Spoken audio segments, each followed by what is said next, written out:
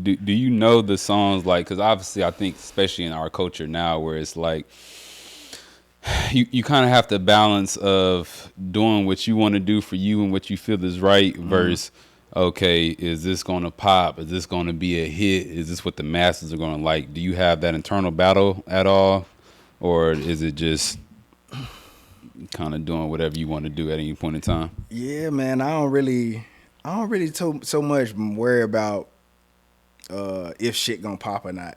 You know what I'm saying? Because to me, it's more so just like building a brand consistently, not consistently. You know, you can kind of say consistently, but just building a brand over time. You know what I'm Mm-hmm. saying? Like I'm not so much more focused on trying to get a hit or nothing like that. So I pretty much make what I feel is dope, Yeah. and I feel like I be feeling like, you know, if I make it and I feel like it's dope, then other people will feel like it's dope too. Just because I Mm-hmm. feel like I have good taste in what's Right. dope. You know what I'm Yeah. saying? Yeah. So that's kind of like what I do. I kind of just focus on making stuff that's timeless, or trying to make something that you can't even really tell when I made the project. You know what I'm saying? At the end of the day, like it just sounds like timeless music. So I don't really never have that battle because I'm Okay. always doing what I want to do. And that kind of Mm-hmm. go back to the question at the top when you say you making for yourself or you making for the culture. I'm making it for myself, but it's Right. still for the culture because I'm ingrained in hip hop. So you know what I'm Because saying? you are the culture. Yeah, Yeah. exactly. Um, and going, I do agree with you that you do have timeless music. Because I did go back and listen to the first projects. It was a couple songs where I could see that it was kind of stuck in that time a little bit. And then as I increased to more recent times, I saw the growth, and I said, okay, he always had the pen, but now he knows how to structure the song in a way to make it a little bit more palatable. One of my questions to you is, do you work with writers at all? No, No. no, it's all me, man. Why not? I don't have nothing against it. I feel like when I'm judging hip hop, I just feel like it's judged differently. Like I don't have a problem with people who are working with writers, but once you get to a point to where you're working with writers on your verses, like hooks and everything like that, y'all work with people on hooks. Oh, okay. I Okay. haven't worked with anybody on hooks. If I'm working with a singer, they writing their own hooks. If I'm singing a hook, I've written it, but I wouldn't have a problem working with somebody on hooks. Okay. But when it comes to to the pen, to the Right. verses, once it's out there that you know what I'm saying, you have somebody penning some verses for you, Yeah.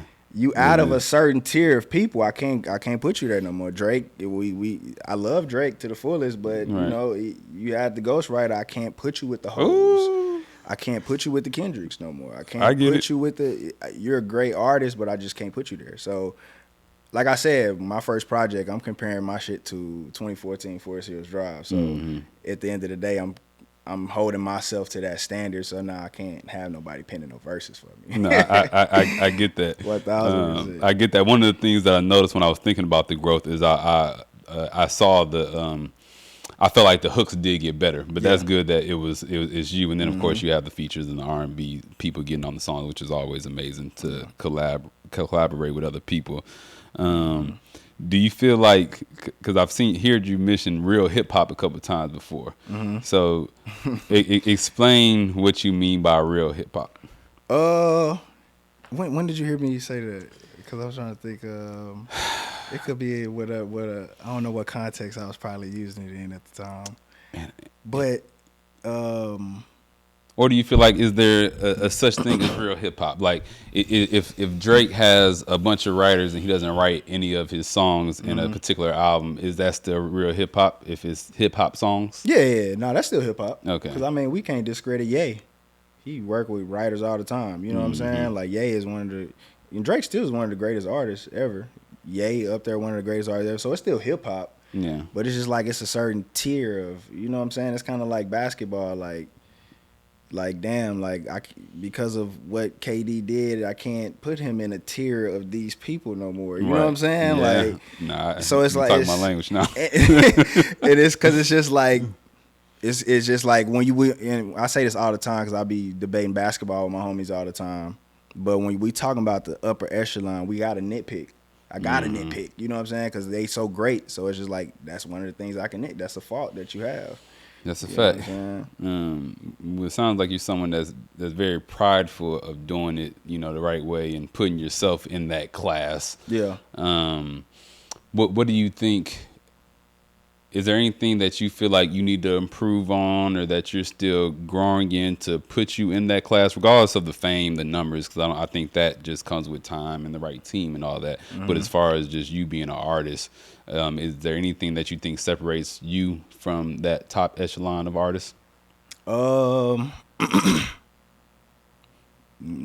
not really. You know what I'm saying? Just putting out more classic projects. Probably giving like a project that more so speaking to like my childhood or something like that. But which I feel like I've been kind of in between having that battle, because I'm like, yeah, am I gonna put the baby picture on the cover too? Right. Like, yeah, am I gonna be cliche and do that? You know what I'm saying? Yeah, so, yeah. but it's just like, if I am touching on those, you know what I'm saying, like what I could work on or something like that, that would probably what they've done that I haven't done, probably something like that. And of course, if we want to talk about like the accolades, I don't know if you want to talk about like charting and stuff like that, but I don't really look at, you know what I'm saying, stuff like that, because Currency, one of my favorite artists all the time, and shit. You got good know what I'm taste. saying?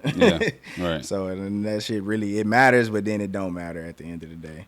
Look, basically, he's saying him, he been him, he gonna continue to be him. Hey. He might not have the machine pushing him right now, but your favorite artist, bar to bar with this guy right here, Shun Gawd, and I'll stamp that my damn self. Man, I say it all the time. Like, I feel like I've been a GOAT. You know what I'm saying? Like, no, on some no cocky shit. You know what I'm saying? But it's just like I love, and I just reposted this the other day with Benny the Butcher. It was like, you said I'm gonna be a legend soon. I'm a legend now. You know what I'm saying? Yeah. More people just gotta Tap into tap it. in. That's all it is. And that's what we're here for. And being humble is overrated. So feel free to pop your shit at any point in time during this broadcast. For sure.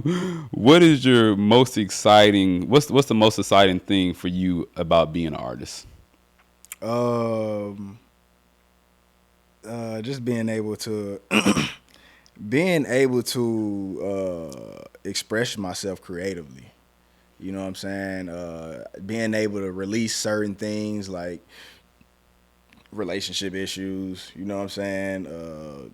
Anything that's dealing with just my everyday life, you know what I'm saying? And really being able to cloak it too, kind of, to an extent to where it's like, yeah, you could think that I'm talking about you, but if I don't never come out and say that I'm talking about you, then am I really talking about you? Like, Right. You know what I'm saying? So it's like, timeline. it's almost kind of like being able to express myself and talk about certain things and get it off my chest and not have to say it directly to the person sometimes. You know what I'm saying? So like, that's what I meant by kind of like cloaking it.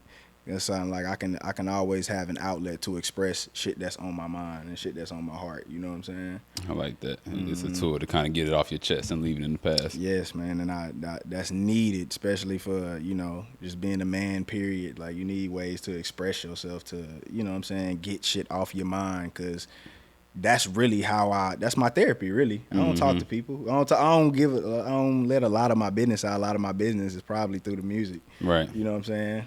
Yeah. But I can cloak it so you never really know exactly what the fuck is going on. You have You about small to make indications. You about to make me go write some. I might need to get some off real quick. Look, I might not release it. I'm just gonna write it. I'll wrap it in the mirror real quick and let it burn. Man, for real, dog.